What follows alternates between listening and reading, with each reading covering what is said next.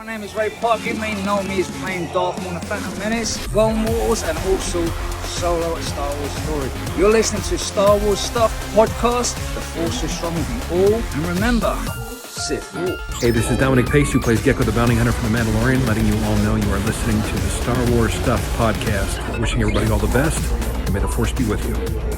Hello, everyone, and welcome back to the Star Wars Stuff Podcast. My name is David. My name is Kevin Reitzel. And thank you so much, Kevin, for co-hosting this week. You're a friend of the podcast, definitely. You're a member of our Facebook groups, the Marvel Stuff Podcast and the Star Wars Stuff Podcast. Oh, yeah. And you post there. You post what you work on.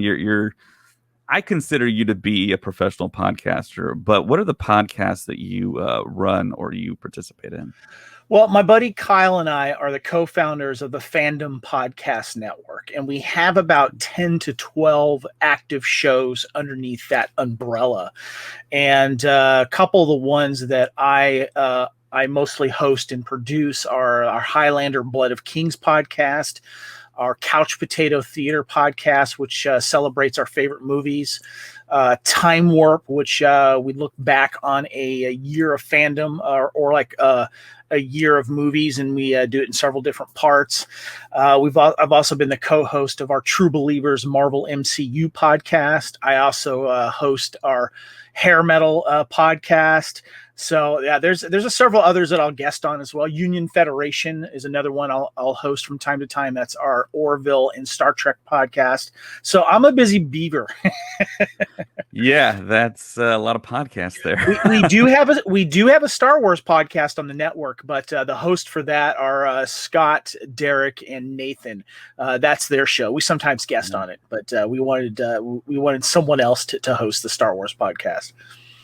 Yeah, I think the way I discovered you was via Facebook. I think I just sent you a simple friend request and you accepted because I think I saw you wearing something similar to this, and I was like, "Oh, cool! He's a Raiders fan and he's a Star Wars fan." Oh yeah. So yeah, this is your profile that's picture right now. That's my main social media picture. It's on Facebook and Twitter and Instagram. Yeah, that's one I use. That's the business version.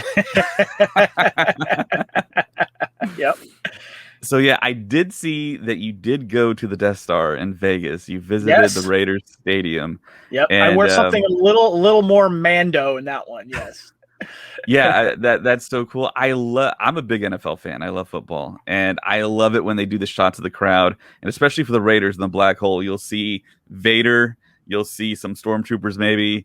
And it seems like just like a fun atmosphere, and I've always wanted to go to one of those games and just it really is. I've been to Oakland several times before the Raiders moved, and I know a lot of the super fans there, including Vader, Raider Vader and Gorilla Rilla, all the costume guys, and the black hole down there, and they're planning on having a black hole in the new Raider Stadium there in Las Vegas, and I took a tour of it last May, and it was glorious, and they love it when costume fans show up. It's a lot of fun. Cool. And so expect more of the same now that that stadium will now be able to have full capacity fans, where last year they had no fans.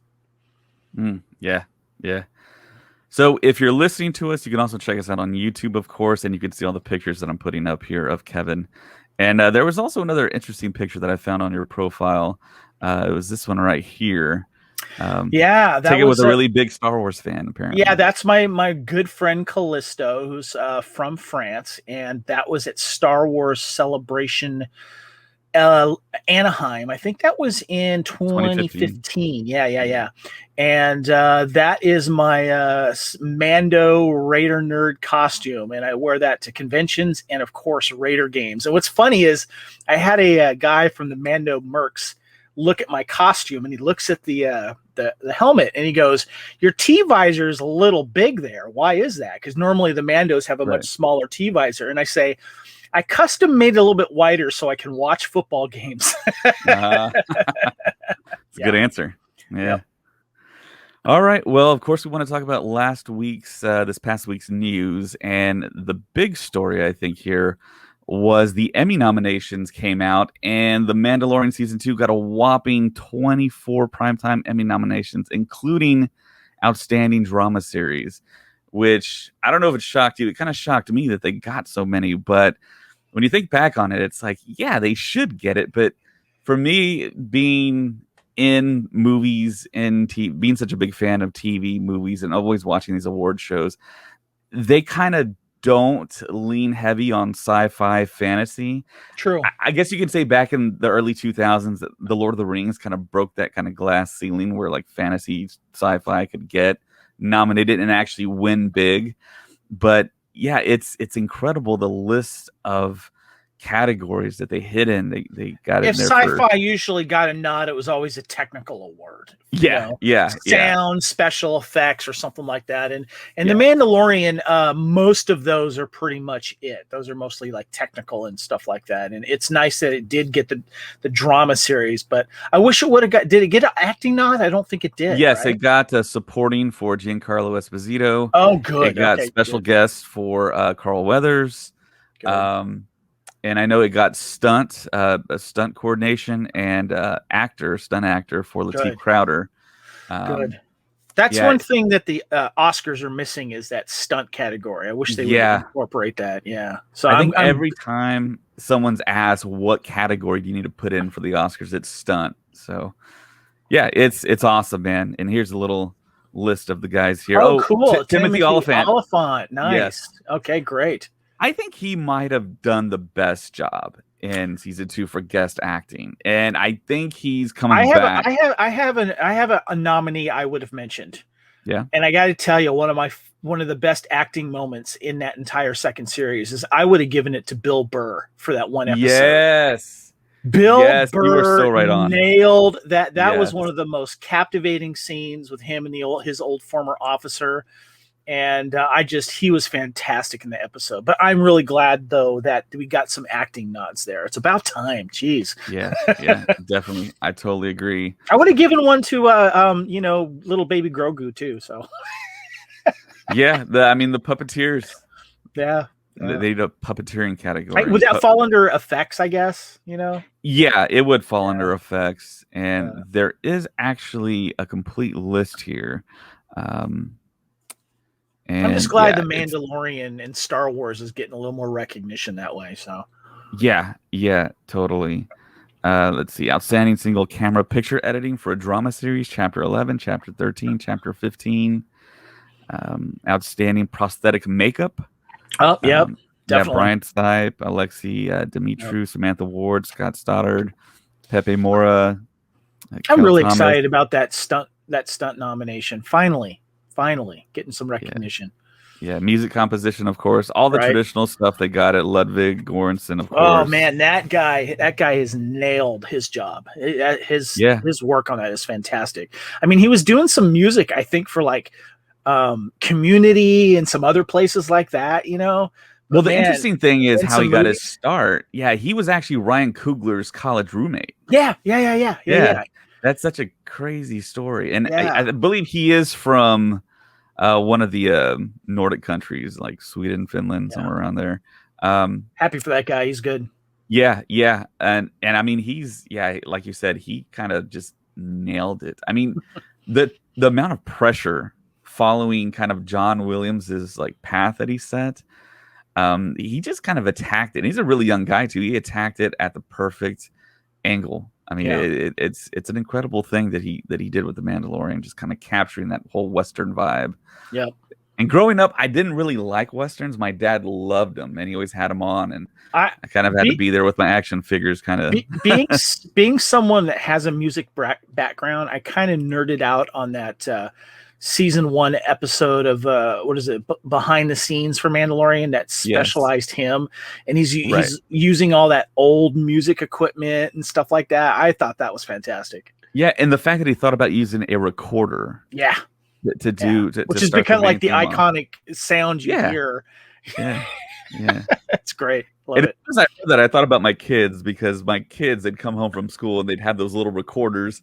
And it's like, no one plays with these, Dad. Well, But he had the giant, huge, almost like saxophone style recorder that he used. Yeah. It's the same instrument, but a whole lot deeper and tenor, I believe. But yeah, the 24 nominations, man, it tied for the most with The Crown. I mean, it feels like it's another point of Star Wars and the Mandalorian and streaming TV arriving in a way, you know. Maybe I'll actually watch the Emmys this time.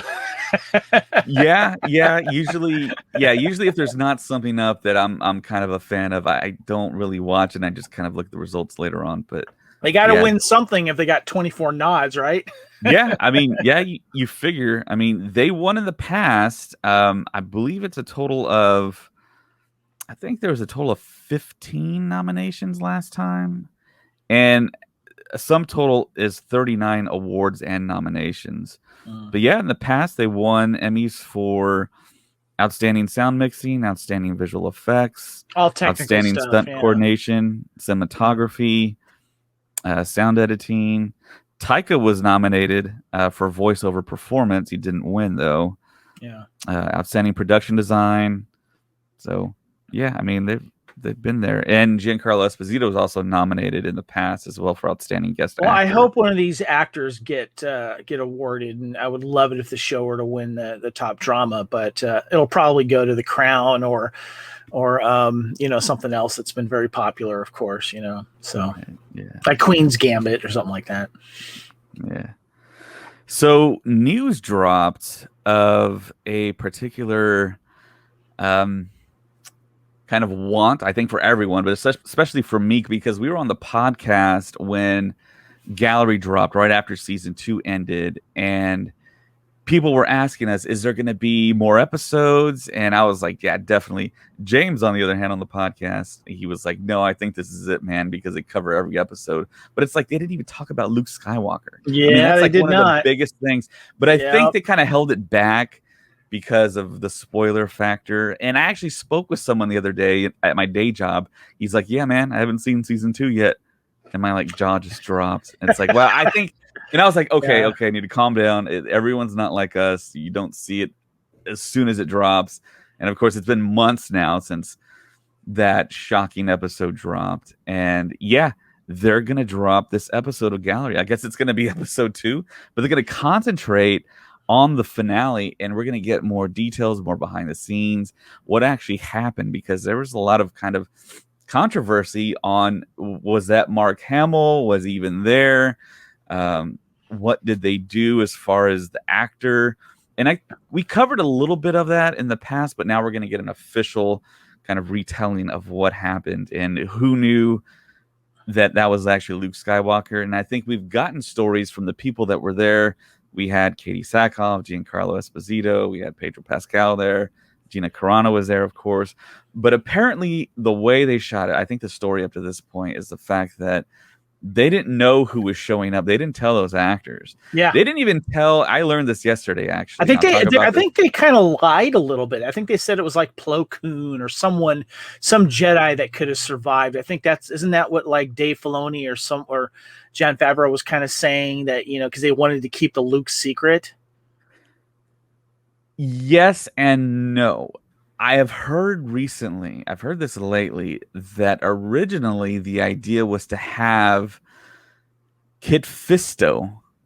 And the reasoning behind, I was like, okay, whatever. He got killed, though. That sounds right. That sounds kind of ridiculous. Yeah, the Emperor himself took him out. It was a combination. I think it was a combination of several Jedi, and I think they were using just different Jedi names. But the thing was, the thing that gave that idea credence was the fighting style. Go back and look at Luke's fighting style when he does that spin move and the force push. Right. That's totally Kit Fisto's move from Attack of the Clones. Right, yeah. So, I mean, there might actually be something to that. And I have a buddy that was really trying to convince me that no, Luke wasn't the original idea. But maybe we'll get some confirmation, or maybe they'll just lie. I don't know. But that was one of the most epic scenes and the most surprising scenes in Star Wars history. I mean, the Mandalorian has 2 huge scenes now. Grogu being introduced in episode 1, and then Luke Skywalker at the very end. I didn't think there was no way, no chance he was going to appear. All the speculation, all the hype leading up to that episode was huge. I was posting pictures of Luke. I was hoping beyond hope, it felt like, that the New Hope would return, and he did. Yeah. And it even feels now like it never happened. I'm still in disbelief about it. I know, And yeah. it also It's pretty big. feels like it's underrated too. Like not enough Yeah. people are talking about it. But then you get all the people that haven't seen the episodes and don't even know. And yeah, that for season 2, there was the 3 big highlights. That one being on top, and then I love the confirmation that Fett lived, and of course seeing a live action Ahsoka. It was a great season. Jeez. Yeah, it was a terrific season. We did have a lot of well-sourced rumors for casting, and I was pretty sure a lot of those people that showed up were going to show up, like Katee Sackhoff, which is kind of a no-brainer. But also Timothy Oliphant as I'm forgetting the name for some reason. Cobb Vanth. Yeah. Yeah, I mean, it felt like we knew everything that was gonna, every like guest that was gonna appear, and for that Luke Skywalker moment to happen, it was just so shocking. I remember watching it at like 2 a.m, going, "What?" And I went to work, and I was just like, "There's only like a couple other nerds I know," and I'm like, "Have you seen it yet?" They're like, "No," and I was like, Yeah, we actually live streamed it on YouTube. It was Sam, Colin, and I on the podcast, and we were watching it live. And I think you can just see our like jaws drop and like hard to be quiet because we had each other. We had each other's audio, and we were watching it simultaneously. And Colin was just like, David. I'm like, don't do this. Like, stop. It's not Luke. And then we're just waiting. Okay, a dark cloak walking up, and then the green lightsaber. It's like, ah! It was one of the greatest moments ever in Star Wars history. Oh, it's like, an X-wing, we're saved. Yeah. I mean, that almost gives it away right there with that comment. One X-wing. I didn't want to like have my mind go to that spot and be disappointed when another random Jedi or a Cal Kestis. I mean, that'd be cool. When I saw the X-wing, when I saw the X-wing, I'm like, no. That was great. Yeah, it was awesome. It was totally good. So this magazine called the American Cinematographer Magazine is stating that the production of The Mandalorian Season 3 is actually underway. So it's already happening because reports came out that production wasn't going to start till later on in the fall, which would push The Mandalorian Season 3 far out into the future. But apparently they're working on it. And of course, there's been other reports that it's been worked on, but then other reports came back that the Book of Boba Fett was shooting. It wasn't The Mandalorian. Well, I also heard recently that the Book of Boba Fett just wrapped shooting. Yeah, that wrapped about a month or 2 ago. And I'm assuming they're using the same dome thing, whatever they call it, the volume to film in. And they're the Mandalorian guys are like, "Hurry up, Book of Boba Fett, get your butt out there. We want to get to work." Yeah, and not only the Book of Boba Fett. Hold on, you got. Don't you also have Obi-Wan also filming in Los Angeles using the volume too? Yeah. And not only Obi-Wan, but the Marvel projects as well are shooting in those. Jeez, yeah. So they need more of those. Yeah, I believe they have 2 in the Los Angeles area. Then they have 1 in Australia, and then they have 1 in England. They might have another one somewhere else. Yeah. Just a smart way to do it. Yeah. Control your environment.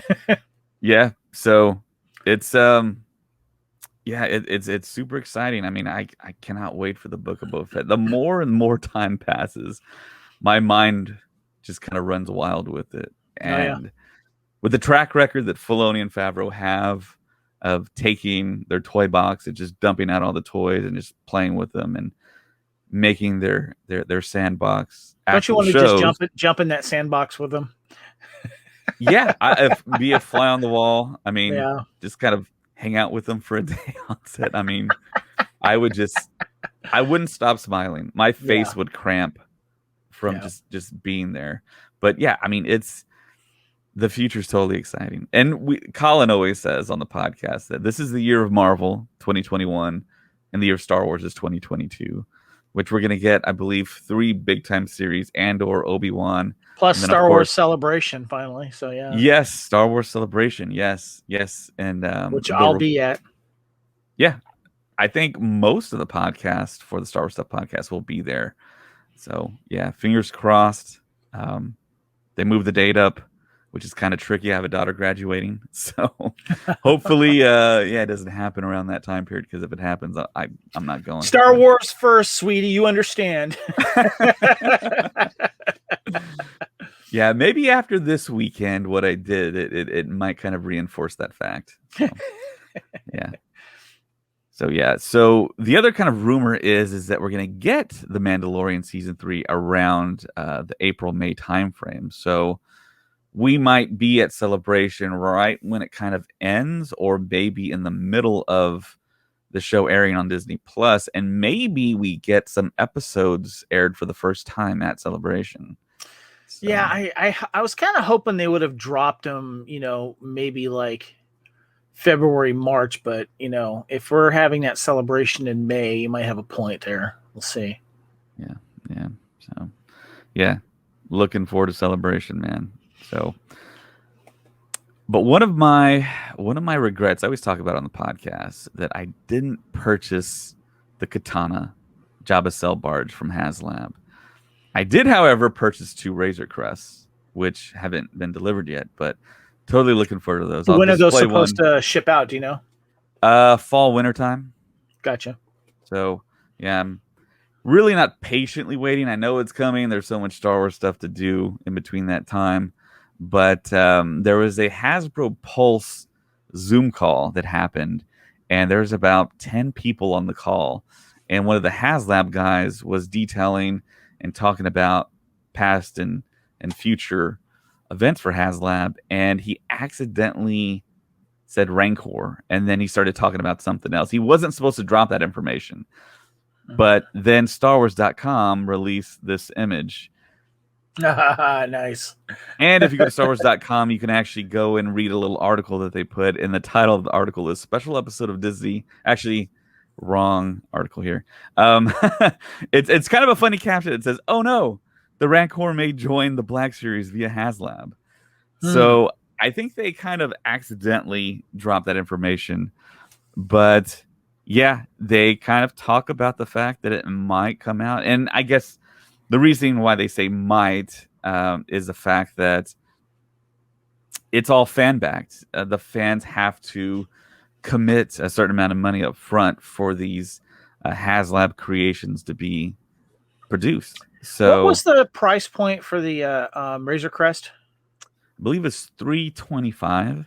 Do you think the RANCOR would be around the same price? Because I know that that Jabba sail barge that was pushing towards 1,000, right? No, Jabba sail barge was like 500, I believe. Oh, okay. I thought it was more than that. Okay, gotcha. Yeah, but right now, if you want to buy one on the aftermarket on eBay, it's about $2,000. Right, so right. That's what you're looking at. In the box by itself, not the packaging box, not the box that you see the nice picture, but the cardboard box that it comes in is going for $500 on eBay.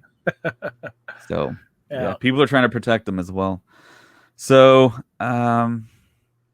yeah, I'm thinking as far as price goes, don't quote me on it, but I feel like it's going to be a little less expensive than the Razor Crest. But of course, they're going to have goals. So if more backers, and I guess maybe the set level of 5,000 to 10,000 people that decide to back it and then they put it into production is met, then they'll probably throw in add-ons. They might throw in the RANCOR Keeper. They might throw in, who knows, maybe throw in the dancer. yes, Ula. They might throw her in as well. There you go. That's a possibility. Maybe a plump Gamorrean guard. Yeah. Possibly. So yeah, and of course, Malakili. I mentioned the RANCOR Keeper, but hey, you never know. They might throw in a Luke Skywalker. At least Malakili would be cool. I think that would be a great companion. So it just makes sense, Yeah. Makes sense. That's great. That's awesome. Yeah. So I believe I was watching the NBA Finals, and I was looking through the guide of YouTube TV, and I came across, I always check the late night talk shows just to see if there's any Star Wars people. And what do you know? Mark Hamill was on Jimmy Fallon. And oh, wow. it was cool. I mean, he did it via, I guess, over the internet. His interview there, he didn't show up live, but yeah, he straight away they started talking about Star Wars, which was cool. Jimmy's always going to talk Star Wars if there's anyone related to Star Wars.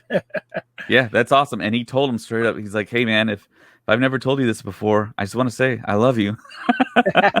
And I think that's the sentiment that's kind of expressed throughout all of the Star Wars fandom. What did he say about Star Wars in general? Because he was there to promote what was it? Masters of the Universe Revelations. That's going to appear on Netflix, and he voices Skeletor. Of course, yeah. But what did he say about Star Wars at all in that interview? What did Jimmy ask him? So they actually played a game. I'm trying to remember everything from the interview here, but they played a game. It was a true or false game to test his knowledge. And I've seen Mark Hamill in a bunch of test your knowledge trivia type style games. He's not fared very well, but they asked him. I know one of the questions really pertains to something that's right up my alley, because in episode 7 there was the script. I'm combining words here. The script that leaked out on episode 7, and one of the cooler aspects of the script was the fact that the opening scene was supposed to be Luke Skywalker's lightsaber from Cloud City with his hand attached to it or something. Yeah. Yes, and JJ decided to remove it after the fact, and it's like, man, that would have been so cool to see that on screen. I don't care how goofy that would have been. That would have been so cool to tie in the original trilogy with the sequel trilogy. Yeah, Maz Kanata says that's a story for another time. How long are we waiting for that? yeah, we've been waiting for a while. They've done multiple comics and novels, and yeah, that's a little bit of a gripe that I think we share with you. But the fact that he talked about exactly what that script talked about, it was the hand getting burned up in the atmosphere of the planet and the lightsaber hitting the ground of that planet. I mean, that would have been so awesome to see on screen. Yeah. And of course, you have the whole Force vision when Rey touches a saber and she's transported to Bespin. A lot of people don't recognize that that's the hallway in Bespin. Oh, yeah, and she's looking at Luke and Vader fighting. They should have shown that too. And they cast young Luke. Yeah. And allegedly, I think they shot some of that scene. So that exists somewhere. So hopefully we get to see that in the future. Yeah, I'm trying to remember still what they talked about. I think they simply just spoke about his legendary roles as Luke Skywalker, and they kind of alluded to him being the Joker in the past, and now he's Skeletor for Masters of the Universe. And the last time I actually talked to Mark Hamill was in London for Star Wars Celebration, and this was just after the release of Force Awakens. Nice. And I got in line to ask him a question first before anyone else did, because they were lining people into their seats. And I saw these microphones in the aisles. I'm like, save my seat, guys. And I went up to the microphone and just stayed there. And I happened to be the first one. And I asked, what was it like filming on the island that in Ireland. Octu. Yeah, Octu. Yeah, Skellig Michael. Yeah, Skellig Michael, because I had tickets to get on Skellig Michael, but they got canceled because of weather. But I was able to go the next day and just take a tour around the island, but I couldn't go on the island. And as I started to walk away, he says, "Hey, wait, give the guy that picture." And then everyone that asked a question got a free signed photograph with him of him, which was really, really cool. Wow. But the time that I met him before was just for an autograph. And I know he gets Star Wars questions the whole time. And I asked him a non-Star Wars question I just said real quick, I said, "Whatever happened to the car in Corvette Summer?" I think I remember that question. Is your question on YouTube? Not that one. The one, okay. The one asking him a question about Skellig Michael is. Okay. But the Corvette Summer one is not. That wasn't filmed. But he told me, I think some collector has it. If I didn't see it, I think Mark Hamill talked about getting asked that question. He gets that quite a bit, actually. Yeah. I wanted to ask him that because I'm a huge fan of that movie, because he filmed that after Star Wars, pre-Empire Strikes Back, and I love that movie. Yeah, Nice. Yeah, I always wondered as a kid. I was like, what happened to Mark Hamill? Why isn't he doing more stuff? And I mean, little did I know he was the Joker in Batman. I just Oh, yeah. never read the credits. Yeah. So yeah, I mean, he's still doing stuff, and I hope he comes back. And to go back to what we talked about with that gallery episode that's going to premiere, and I believe it's going to premiere on August 25th. I hope Mark's interviewed. We'll see. I think he is, because that's the first thing. Now remember, that's the first thing that he talked about Star Wars wise on Jimmy Fallon. Because we don't know if he was on set at all, even though they had someone else double for him. You know, I think he confirmed it. I think he confirmed it on Jimmy Fallon. He said he was there. On set? Okay. Yes, or maybe I'm mixing everything together, because I also went to, I'll talk about this a little later in the podcast, but I went to Comicpalooza in Houston, where Carl Weathers was there, Katee Sackhoff was there, Ming-Na was there, and Giancarlo Esposito was there. And they were talking about that finale specifically. And yeah, I'll just mention it at the end of the show. But real quick, the gallery that is going to be the behind the scenes of that episode, that's coming out in August, right? Yes. Yeah. August 25th. Gotcha. Can't wait. Jeez. So, yeah. Neither can I, man. I mean, it's something that I was hoping that would happen, and you would think, yeah, of course they do it, but I mean, sometimes it doesn't happen.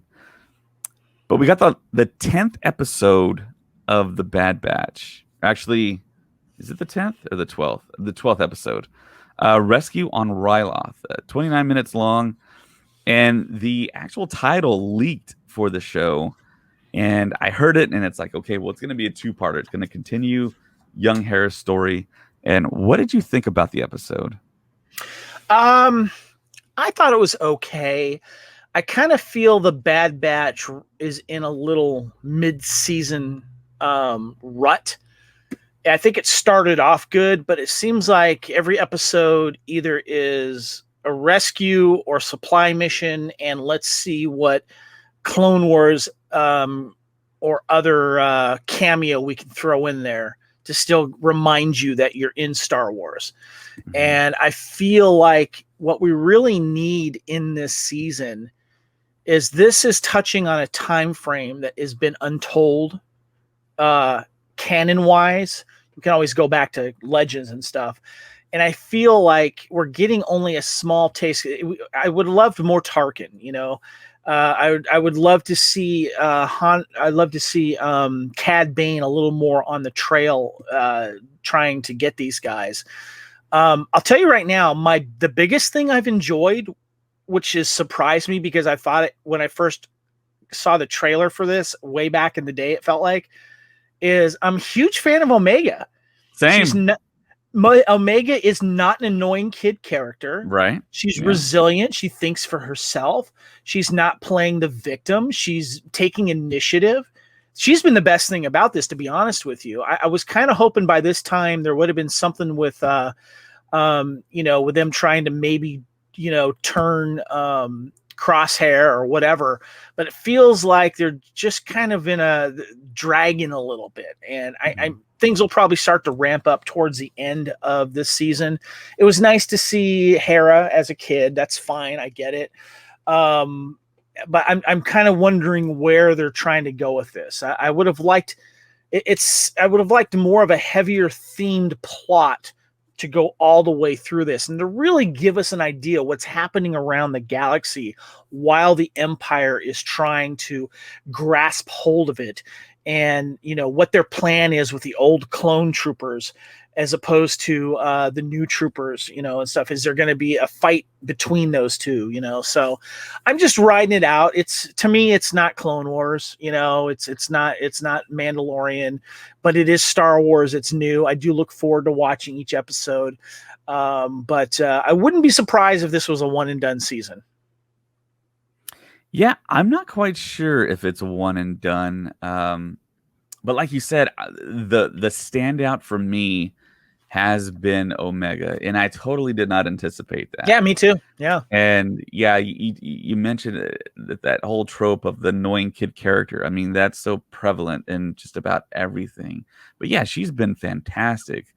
The voice actress, the voice is for everyone except for maybe Caleb Doom, or Freddie Prinze Jr. sounded Right. like Freddie Prinze Jr. now as an adult, has just been fantastic. Bradley D. Baker has done a tremendous job. He needs awards.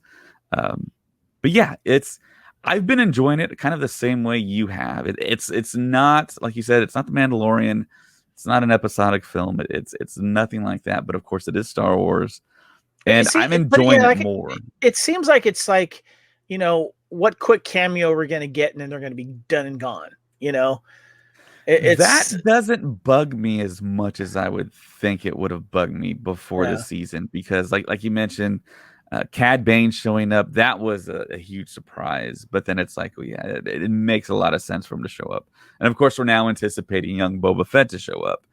And the fact that Omega is kind of, spoilers, her sister or his sister. Yeah. So it's and I'm kind of anticipating Omega to show up in Book of Boba Fett now, I mean, I want to see that character in live action and to see how she kind of interacts with everything.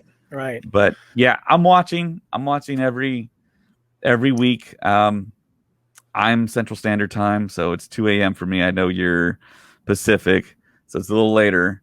But yeah, if I'm up around that time, I'll just stay up a little bit longer. I work early morning, so I don't mind getting up an extra hour to watch one of these episodes before I come to work, because I don't want to be spoiled. yeah, I'm the same way. I do not want to be spoiled. Yeah. And if something huge happens, what do we get in the group text for the podcast? It's like, oh my God, did you see that? Or something akin to that. Have to give it props for the music and just the visuals. I have to remind myself I'm not watching live action sometimes, It is really, really done well when it comes to the production and the look of it overall. So I just think the story itself is kind of stalled a little bit, and that's my only issue with it thus far. Right. If you look at an episode of the Clone Wars and then you quickly look at an episode of the Bad Batch, you can tell that the technology and the special effects and the animation has greatly improved. And yeah, I mean, it would be awesome if they re-released the Clone Wars with that type of animation. They could somehow redo the animation almost like a video game, kind of like upscale the art. But yeah, I think I liked the episode a little bit more than you did, because I think it was cool to see Hera flying for the very first time. I enjoyed Omega having that connection. Yeah, that was probably my favorite part of the episode, is seeing her and Omega just kind of bond a little bit, and Omega kind of giving her that little push. It's like, you want to fly, don't you? You want to be a pilot, don't you? So yeah. And I have heard a lot of people talk about the fact that when the first canonized novel that dropped, I believe in 2014, A New Dawn, featured Kanan, Hera, and a lot of people weren't really into that book. But it seems like after you watch Rebels and you know the backstory of these characters, that book, A New Dawn, gets a whole lot better, because a lot. I mean, you're just informed. Yeah, I bought it on audio actually, and it's gotten a lot more talk now that Hera has been coming into the Bad Batch here, because it zeroes in on a certain time of her life and with Kanan's life as well. And then I remember I got the Kanan comic book, and does a little backstory on his as well after the Bad Batch, I guess it would be. So yeah, definitely. I enjoyed it. It was a fun story. And I think also it's worth a revisit or a visit, because I think we're going to get a lot of aspects of Rebels and A New Dawn, and then in the Ahsoka series that's upcoming. And of course, Dave Filoni is going to be in charge of it. So yeah, we'll probably get a lot of Rebels characters in live action eventually here. So yeah, that's just my opinion. Yeah, I hope to see like a Sabine or something like that. That'd be nice. Yeah, I think that's definitely happening in the Ahsoka series. So another thing I want to touch on, in the very first part of this two-part episode, or this two-part kind of run for Hera, we see Orn Free Tal get shot in the head by by Crosshair, and of course everyone's like, "Oh my gosh, they just broke canon." That Orm Free Taa is actually alive in the Sith Lord's novel, and at the beginning of this episode, Rampart actually addressed that. He said that Orm Free Taa is recovering. Yep. So now, of course, it's still in line with canon. But even though he got shot right in the head, I mean, do Twi'leks have like really like resistant like bones, or how does that even work? If you look at Orm Free Taa, the Leku's really thick right there. If you look at Orm Free Taa, it seems like he has an extra Leku, and he's got some extra padding on that face of his. So I don't know. I was also wondering about that. I mean, the bigger you get, the more Leku you grow. Yeah, I don't know. I can't explain that. I don't know. It seems like he's got more than 2, so I don't know. Yeah. So yeah, this has been the summer of the Bad Batch. And it looks like we have 4 more episodes left. So yeah, it's coming to a close here. I wouldn't mind a second season, but if it evolves, it depends on how they end this season. You know, if they do a second season, I'll be up for it, just because I'm less interested in the Bad Batch themselves and what happens to them than I'm more interested in about this time frame and what's happening and the rise of the Empire. Because this is really interesting time frame, and that's what I was hoping the Bad Batch would explore a little bit more. But they're always on the run, and we're just getting little tiny, shots of what the Empire's up to. So yeah. So I went to Comicpalooza in Houston, Texas. Oh, I bet that was fun, man. And I was able to take my wife and my kids. They wanted to go too, and we had been to San Antonio Comic-Con. And they're like, yeah, let's go. So we took a trip to Houston, which is about a 2.5-hour drive from me. And a couple of our Facebook group members were there as well. Unfortunately, I didn't get to run into any of them. we were messaging back and forth. I'm here. Okay, you're there. Okay, I'll be here next. Okay, well, I'm going there next.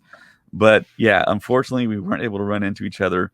But I was kind of worried because I didn't have my badge yet, and they were doing free early pickup at places around Houston, comic book shops.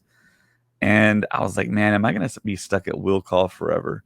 Luckily, I wasn't. They ran a pretty tight ship. They had tons of people in the front giving out badges. All they had to do was scan your QR code for your email, and then they just verified you, kind of looked at you, and then gave you the badge. This is a badge right here. Awesome cover art. The Mandalorian. Nice. Yeah. I was very thrilled about that. And I'd seen the badges already from some of our Facebook group members. So we're badged up. We go into the hall. And Comicpalooza is billed as the largest comic book convention in the southern part of the United States. So I was like, okay, there's going to be a ton of people, a ton of booths. I took my poster tube so I can maybe buy some Bottleneck Gallery posters. I went through every booth, every hall. I didn't find a single Bottleneck Gallery poster.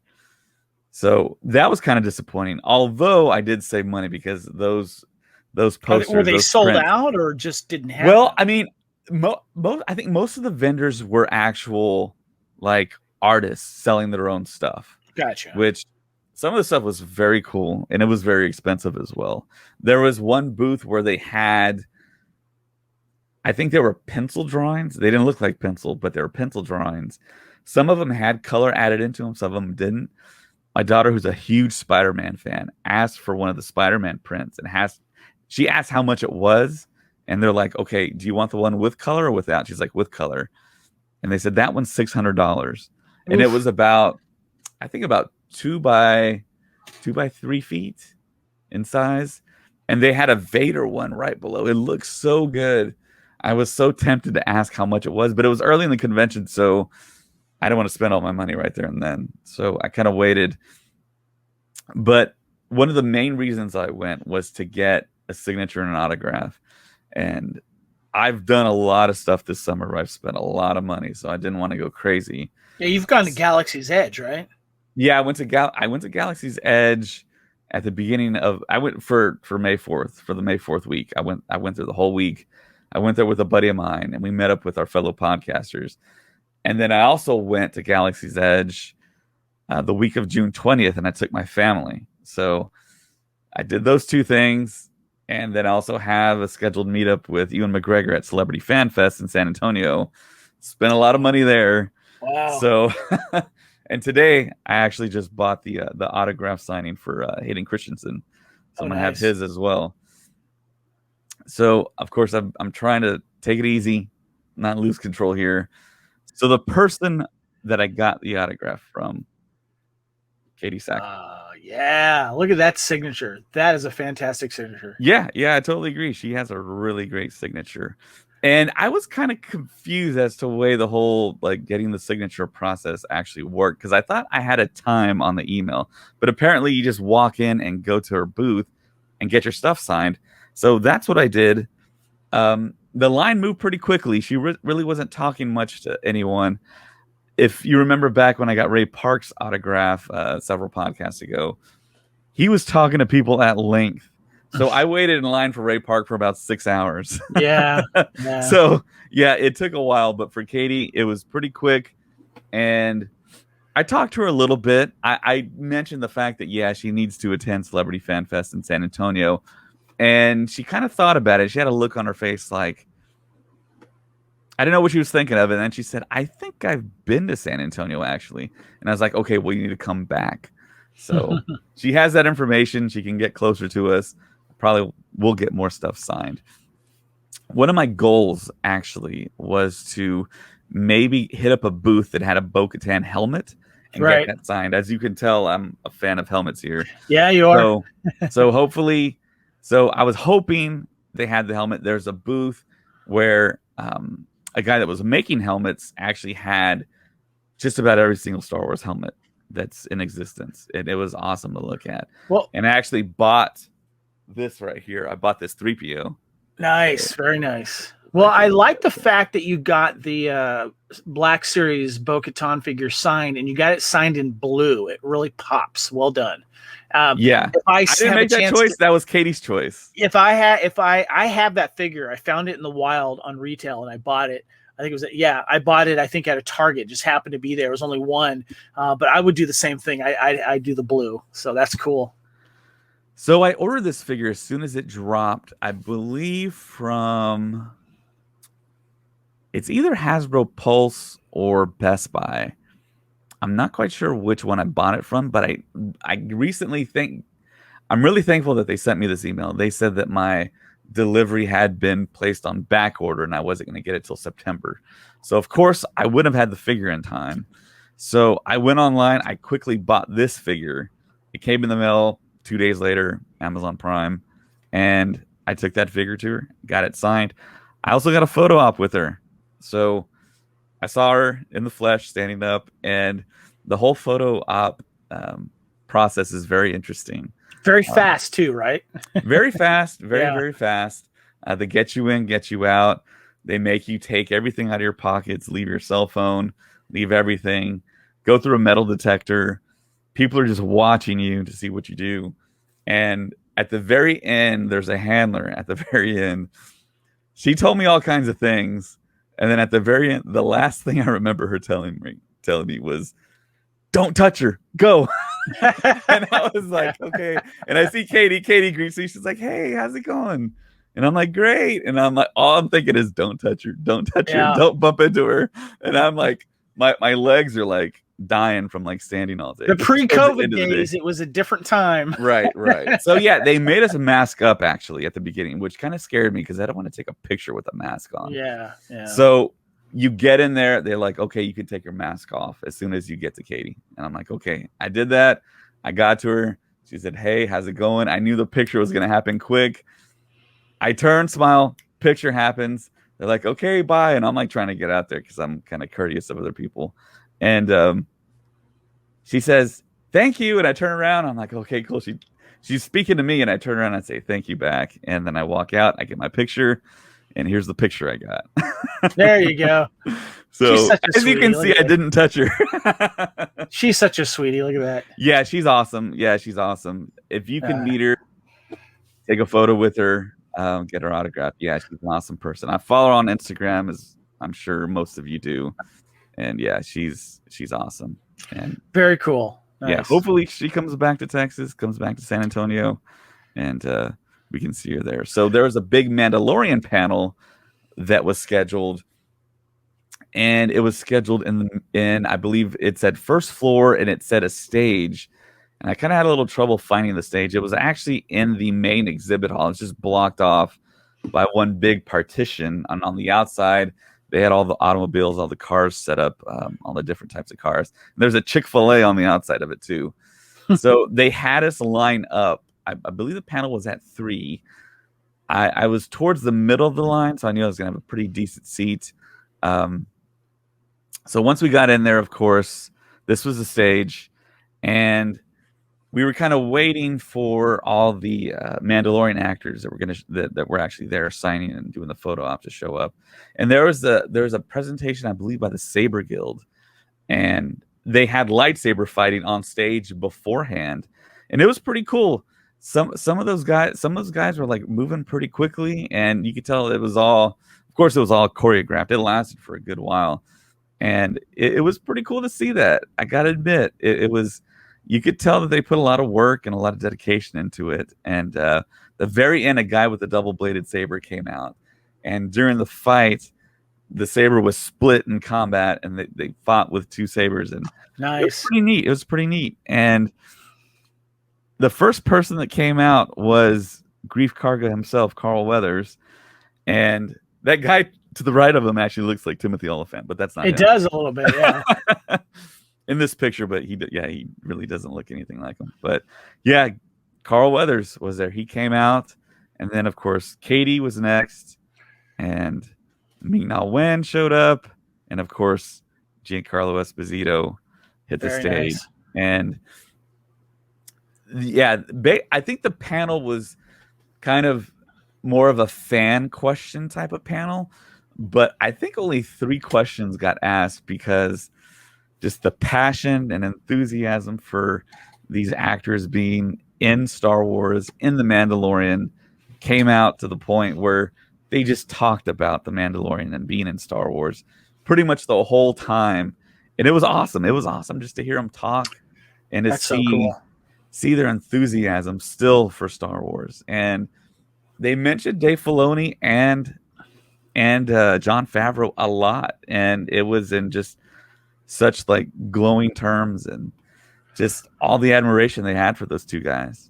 I'm hoping that I get a chance to meet Carl Weathers, get a picture, but definitely get an autograph, because I have a Raiders jersey with his name on it, because he used to be on the Raiders back in the 70s for a brief time, and I got his jersey. I would love to get signed, in addition to a Black Series Grief Karga. That'd be really cool. Yeah, that would be awesome, man. That would be very unique. Yeah. But yeah, Carl Weathers was on stage, and he actually brought someone with him. And baby Grogu, that's awesome. Yes, so he had Grogu with him, and he held him up at one point and saying the thing that put the show over the top, and he raised up Grogu, and everyone just kind of laughed and cheered. That's great. So yeah, I mean, it was awesome to be there. The panel was short and sweet, but of course everything is timed at those conventions, so they had to get out of there because right afterwards we did the photo op. I did the photo op with Katee, and that's great, man. Awesome. That sounds like a fun time. Yeah, it was awesome. Time went by pretty quick. I asked my wife and kids about it, and they're like, yeah, that was a long day, but for me, I was just kind of like, man, the day's going to go quick. I need to absorb everything. I need to hit up that panel, make sure I get my autograph, my photo op. It happened. Mission accomplished. Did you have any challenges getting in the panel? Because I know at Star Wars Celebrations, they've been doing kind of a random lottery now because they wanted to avoid people waiting in these excruciating long lines and maybe not getting in. So how was your experience getting into the panel? So this was my first time going to Comicpalooza. They've done Comicpaloozas for years. And I hit up the website about a week or 2 after I bought my badges, and I noticed that you could assign panels to your name. So, of course, I quickly assigned the Mandalorian panel. I don't think that mattered at all. What happened was we got into a line that snaked around and that was cut at some points for the other displays and the other booths. and there's a person at the end of the line with a big end of line cardboard. Right. So people were just constantly confused where the end of the line was because you really couldn't tell just by looking at it. You needed direction. So I was thinking this was going to happen. I'm pretty sure it did happen. Once they started the line moving into the panel, just people that weren't in line just bum rushed and went in. So that's a lot like Celebration when that kind of happens. Right. Sometimes people will bum rush the stage and it's just kind of chaos. So Yeah. I wasn't too upset. I had a pretty decent seat. So and my kids and my wife sat next to me, so we all had seats next to each other. Gotcha. Wasn't too bad. And the 501st was there. They made an appearance as well. There's an array of stormtroopers and death troopers and Vader. Great. And Cool. yeah, they kind of lined the sides there, and they had a couple of troopers on stage here. You can see in this picture. Nice. There was 2 stormtroopers flanking the stage there. So yeah, it was decent. It was great to be at a panel with those actors in person, just talk about Star Wars. And Katee Sackhoff, I've heard her talk about the story with her dad, and it might be featured in the finale. Her episode. dad being on set. Yeah. Yes.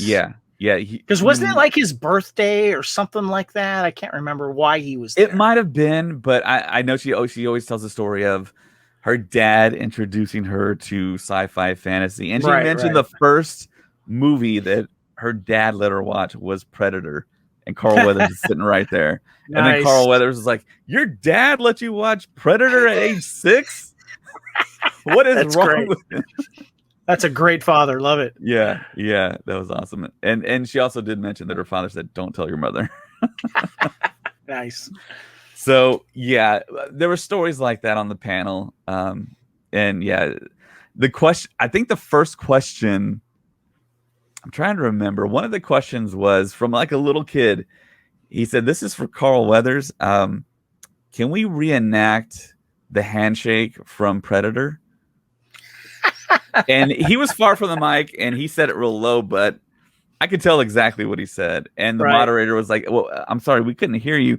And Carl Weathers just shouted out, I know exactly what he just said. So he got up off the stage, got on the floor level, and he did the handshake with them. And yeah, I don't know if the line was uttered by either of them, but it's basically until like Carl Weathers' character Dylan gives in, yeah. Schwarzenegger's character is squishing that hand. So yeah, one of the most epic handshakes of all time. Yeah, that might be the most 80s thing. Yeah. Oh, totally. Great. But yeah, I mean, he was asked that. I'm trying to remember what the other questions were. There's like only 3 questions. There was, and I think 2 of them were not related to Star Wars at all. So, but yeah, that panel was short and sweet. It was nice. We got out of there quickly. Great. And yeah, it was awesome to see the Mandalorian actors out there. I think someone asked about the Book of Boba Fett to Ming-Na, and she's like, I'm in it, and that's all I can say.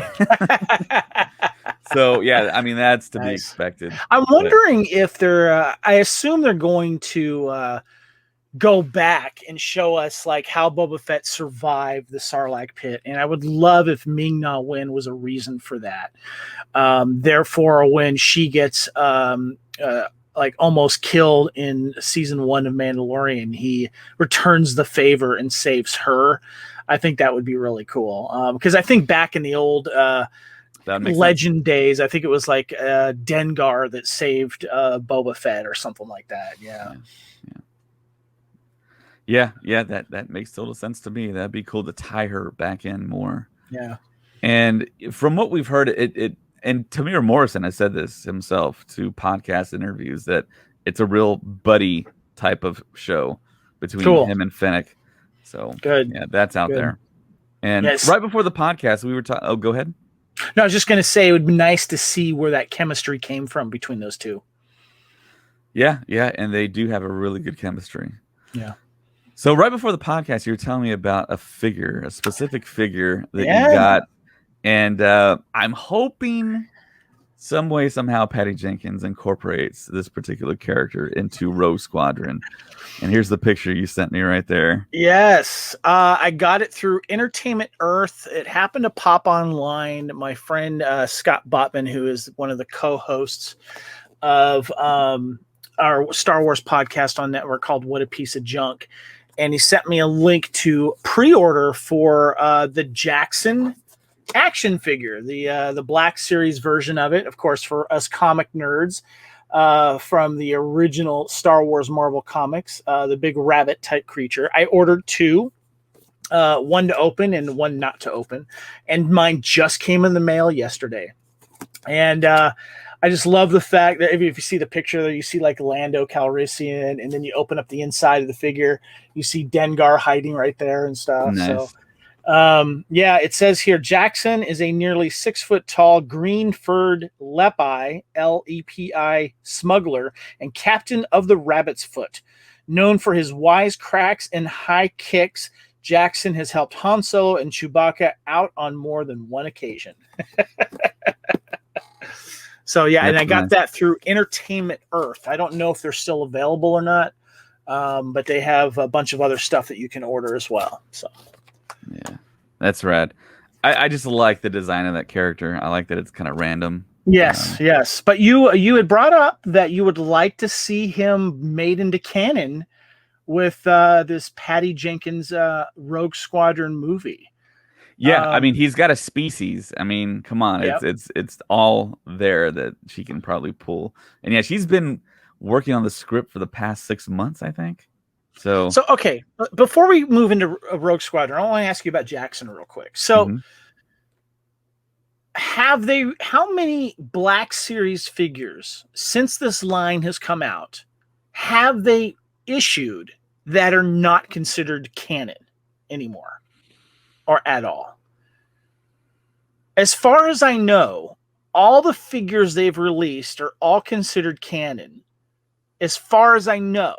So does that mean that Jackson, now that he has a Black Series figure, is he canon? I'd like to think so, but they're still going with the canon rules that anything after April 25th, 2014 that's been designed, promoted, marketed in books, novels, film is canon. Comics, I don't know about comics. Yeah. I don't know about action figures. I don't think that qualifies. But I mean, it'd be so cool to see that. We're gonna get a Visions episode of a very rodent rabbit-esque type main character in one of those shows. So we will see then. Yeah. I'd be curious. Maybe she's a Lepi. Are the Visions considered canon then? Anything that's released, I guess, is, right? I don't think the Visions episodes are going to be canon because they gave free reign to creators, and I think some canon is going to be broken. Yeah, but when you're given free reign in the Star Wars universe, usually that reign has a short leash. Yeah. So my impression is that whatever they do release they gave them a certain parameters, and I assume that they would have to be canon if it's officially being released, especially on the Disney Plus show. I hope so. I don't know. There's gonna be an episode that takes place right after the Rise of Skywalker. So that'll be the first thing we see after the Rise of Skywalker, a Visions episode. Right. But I mean, I don't think it's going to be canon, but it's going to be interesting. It's going to be interesting to see what the fans' reaction to all that is. Yeah. Because there's going to be, of course, the confusion. Okay, well, this is canon. This happened. So if it's a big hit, they're going to want to see more. Yeah, and I know the look of the anime style is what's going to be important to a lot of fans. But for me, it's the stories. That's what I'm most curious about. So, but Patty Jenkins, Rogue Squadron, thoughts? I am going to be cautious about it because I have never seen the Patty Jenkins movie that I particularly liked. I know Wonder Woman was a big hit. and Wonder Woman 84 was just not great. I could see what she was trying to do there, but it was just not a great film. I know she is Academy Award nominated, but I think that was only for one film. But it seems like people like Natalie Portman have a lot of faith in her. She wanted to act in Thor: Dark World just for the simple fact that Patty Jenkins was going to be the director, but she had to leave. So I don't know. It's just one of those things. I mean, she has that kind of connection to fighter pilots because her dad was a fighter pilot who passed away in service of the country, and she has kind of an emotional connection there. And I mean, we it's all don't about know pilots. the time frame of this movie, though. That's what I'm concerned about. Right, we don't know the time frame. That hasn't been officially announced, but in that video that she did for the Investors Day call, which was probably for the canceled celebration, she's headed towards a T-65 X-Wing, which is the original trilogy X-Wing. And we all know there's a huge set of novels that are beloved by fans. It's called Rogue Squadron. Yeah. So Yeah. is it going to be like an amalgamation of that and maybe other stuff, or stuff they pull from the Rogue Squadron novels? I mean, we kind of don't know. But I know Patty Jenkins has said that she was given free reign as well to do whatever story she wanted to do. To tell the story right, you got to do it around A New Hope time, where the Rogue One movie's done, and to pay honor to all those members of the rebellion that gave their lives, they name a squadron after them, Rogue Squadron. And this is where we get a chance to see, someone maybe recast as a young Wedge Antilles and the survivors from the Hoth and all that, and dive into those Rogue Squadron series by Michael Stackpole and a few others. Mm-hmm. If you want to tell the story right, you really have to, because that's when Rogue Squadron becomes legendary. I've heard rumors there's a possibility that it would take place after Rise of Skywalker, and you'd be wasting a whole era that you should really be discussing.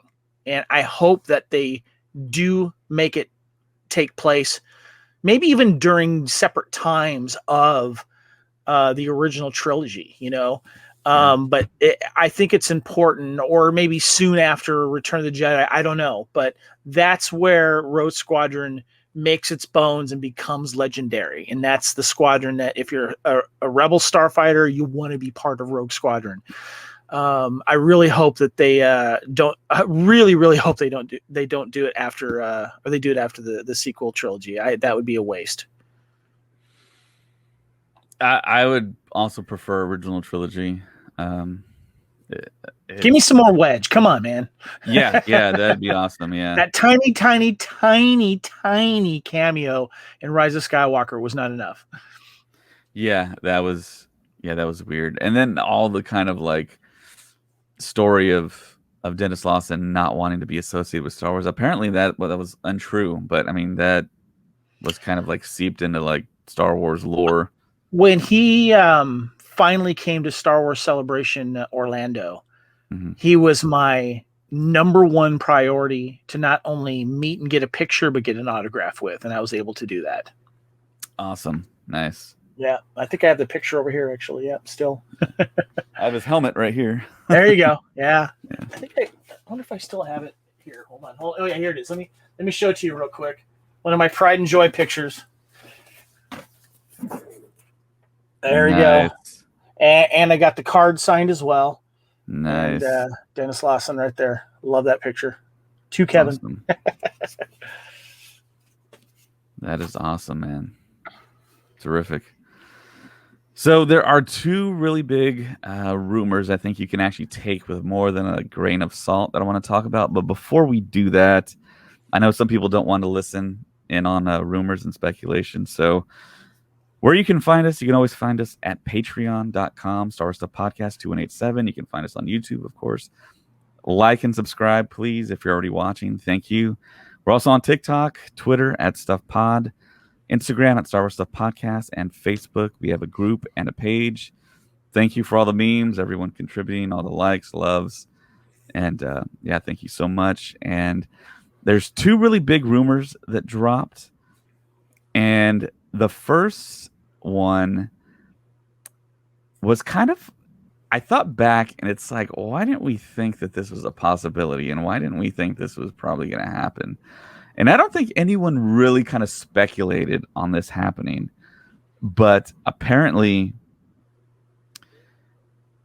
a young Leia Organa has been cast for Obi-Wan Kenobi. So we're going to finally see Princess Leia in her youth. I know for years now everyone's wanted Millie Bobby Brown to play her. And of course, she's grown up now. She's an adult, so she can't really play a young Leia anymore. I still think she could. She has a youthful look, you know? I was looking at her in Enola Holmes, and I still think she could. So my daughter was watching Enola Holmes on Netflix. She had it randomly playing, and I kind of started watching a little bit of it. And that was actually a pretty good Netflix movie. I actually kind of like. I started watching a little bit. Yeah, it's good enough to merit a sequel. So there you go. But the question is, what's the storyline going to be? How are we going to see a young Leia? Thoughts? Well, I know that obviously Vader, Hayden's going to be there as Vader. And I think this is important to set up the relationship between Obi-Wan and the beginning of the rebellion and the friendship with Leia, because of him being there pretty much for the births of her and Luke Skywalker. And I think that when Leia refers to Obi-Wan in A New Hope, even though she'll be younger during the Obi-Wan time here, I think there has to be some familiarity. And I think the continuity streams would be great to kind of throw her in there, of him meeting a younger version of her, whether, you know, I don't, do we have an idea how old she's going to be at this time? I don't know. She'd be 10. Okay. So I think 9 or that's 10. good. Yeah. I think that's good that she'll know who he is and know the relationship between him and her father, and the early seeds of the rebellion. So I think these are these little connective tissues that are important. Yeah, I'm a big fan of connective tissue, as everyone listens to the podcast knows. And yeah, that would be really awesome to see if they actually met. I know a lot of people kind of complain. It's like, oh, you're bringing in this character we already know. It's a callback. I love that stuff. I love it when they can weave it properly into story, and we get to see those characters again, or younger versions of those characters. A lot like how they're doing with Hera. Yeah, because Obi-Wan is also the time that all of this during the height of the Empire, when it comes to canon stuff, it's fresh ground to work with, you know, and that's what that we were talking about. The Bad Batch, they have a certain time as well.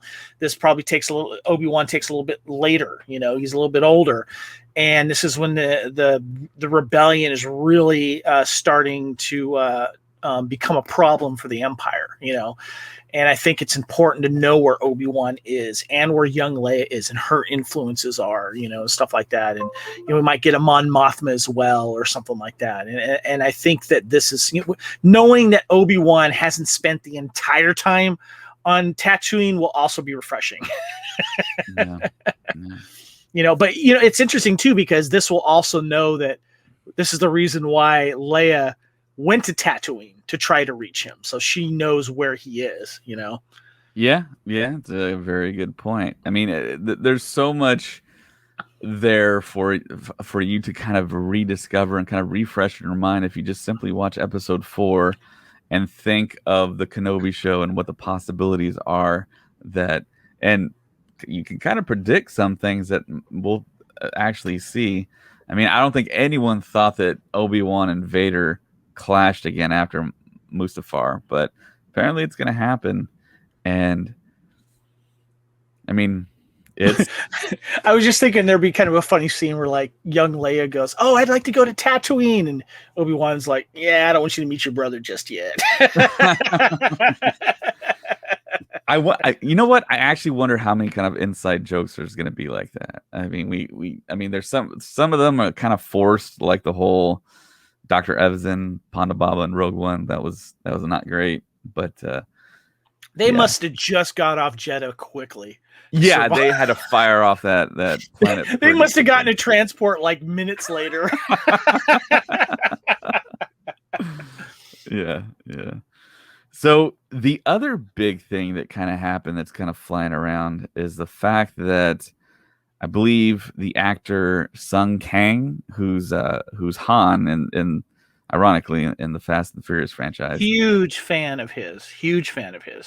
Yeah, he is apparently going to be, this is a rumor, the fifth brother Inquisitor going after cool. Obi-Wan. Nice. So yeah, there's a lot of rumors flying around that the Inquisitorius is going to be in Obi-Wan hunting him down. I think this is really important because during Rebels, when we got introduced into the Inquisitors, as cool as they were, in the back of my mind, I was thinking, how come we've never seen them elsewhere? So I think that there's a live action version of an Inquisitor, I think is very important to the continuity of that, because we always think that, before Rebels, that the only people that wielded the dark side lightsabers was, of course, Darth Vader, and of course Darth Maul prior to that. So it would be nice to see a live action version of that to show that this was a thing. Wouldn't it be something to find out that Obi-Wan just wiped them out? That's why we don't see him. Yeah, that would be cool. Yeah. And my head goes back to thinking about how Tarkin said in Episode 4, he surely must be dead by now. So maybe they left them in a situation where there was like a no way out scenario, and they just kind of. Well, Rebels takes place after Obi-Wan that I know of, because in Rebels we see Obi-Wan, of course, take out Darth Maul on Tatooine.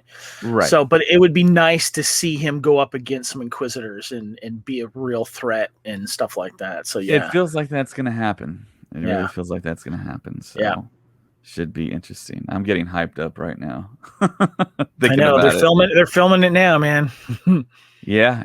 I think we haven't gotten any information yet, but yeah, just give us like a set still, something to chew on, something from the set, with Obi-Wan and.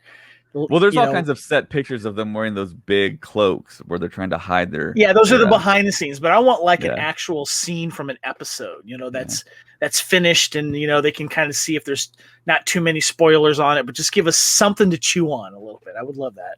Yeah. And so, like I said earlier on the podcast, on July 31st, which is in 2 weeks, I will be meeting Ewan McGregor for the first time. And, see if we can get some spoilers from him. That'd be great. Yeah, and Hayden Christensen. So I'm just gonna be there, like, and everyone that listens to the podcast knows me that I like to know everything. So I'm just gonna be like, tell me. I'm trying to use the Force. But yeah, I mean, I'm totally gonna. Have you fought Obi-Wan again? What's going on? What's going on with you? You and Ewan, what's going on, man? You guys making lightsaber sounds now? Come on. Yeah, I'm this close to buying their photo op together, having both of them in the picture with me. Oh, is that a possibility? Are you serious? It's $410. Oh man, dude, that would be epic. And there's still some available, but I think I'd have to go on a Sunday, and I think I'm probably gonna end up there on Sunday anyways, because the 501st is gonna be there, and I'm probably gonna troop it anyways. Dude, that's a big deal right there, man. Yeah. So, the other thing, I didn't write it down. I'm trying to hold on real quick. If you do go for that picture opportunity, I want you to wear a shirt that said, "Remember that time Obi-Wan had the high ground?"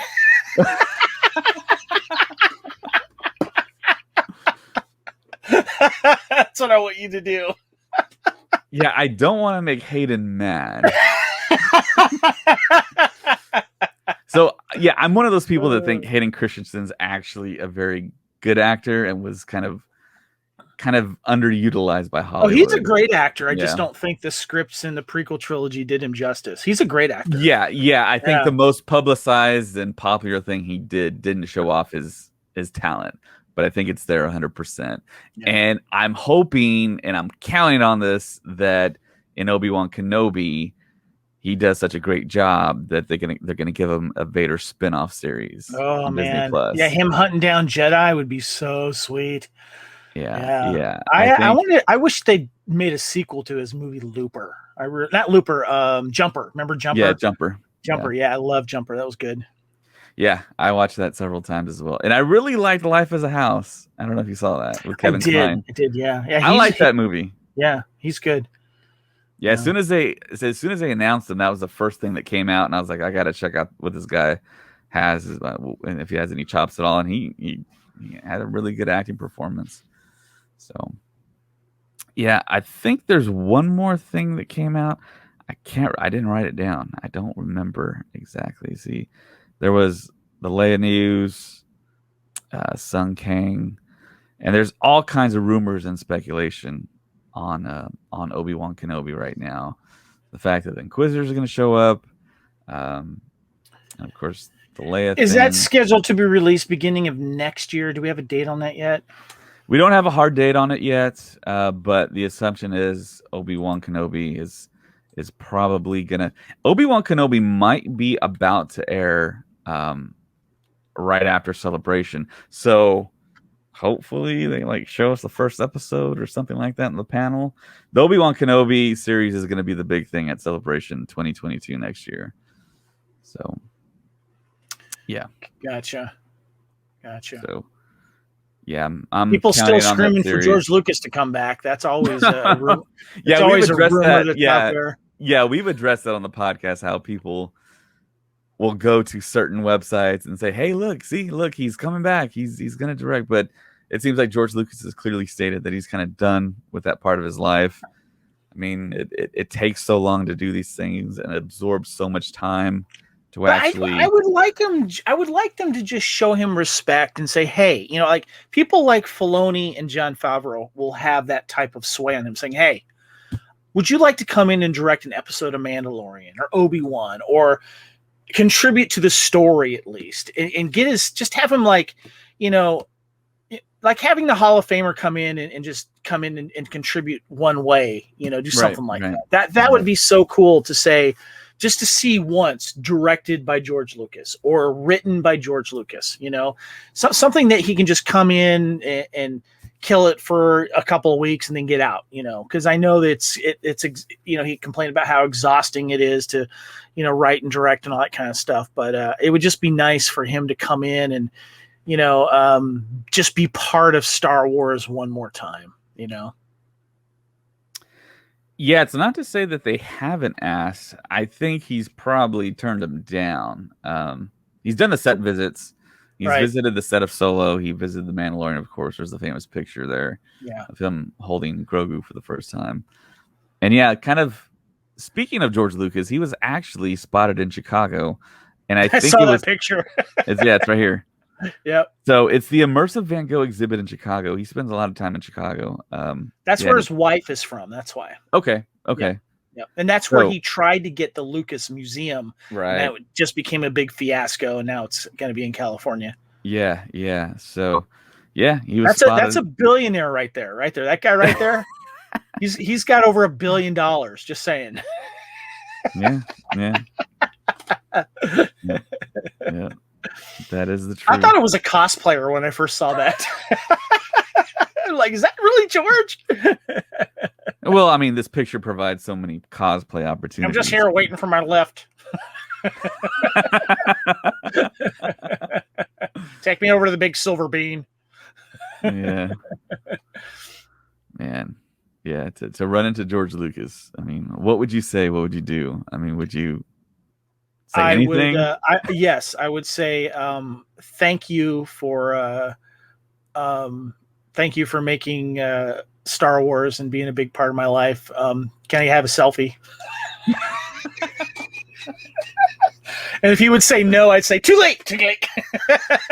Yeah, so you randomly see him and you say, "Can you please sign these action figures that I wouldn't do that. A picture's fine, but I wouldn't. Yeah. I wouldn't be one of those guys. But unless he was like doing it for fans already, Yeah. I wouldn't do it. I would just say I want to thank you, George, for your insight, your vision, and doing it your way, and hopefully get a picture with him. So. Yeah, I would approach him too, totally, and thank him, and hopefully try and get a selfie. But yeah, I just don't want to be pushy. I would totally want to respect his privacy and his space. If I was there on the side of the street and I saw him standing there, I would totally approach him. I totally would. Yeah. I mean, he's not like he had security around him or anything, you know? Yeah. That's true. And it might have been a photo op for this Van Gogh exhibit that's traveling around the world. I mean, right. It's their site. It almost looks like they asked him, "Hey, George, let's take a picture." And no smiling. Yep. Just, I'm here. Take it.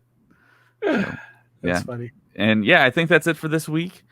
Thank you so much, Kevin, for joining the podcast. Thanks for having me on, David. Appreciate it. Yeah, it was awesome. Your knowledge is great. You're a great podcaster. And Thanks, tell people where they can find you. You can find me on the Fandom Podcast Network. Our master feed is at fpnet.podbean.com. Fandom Podcast Network is on Facebook, Twitter, Instagram, and check us out there. And also you can find me on Twitter and Instagram at Spartan_Phoenix. All right. Awesome. Thank you, everyone. May the force be with you. And with you.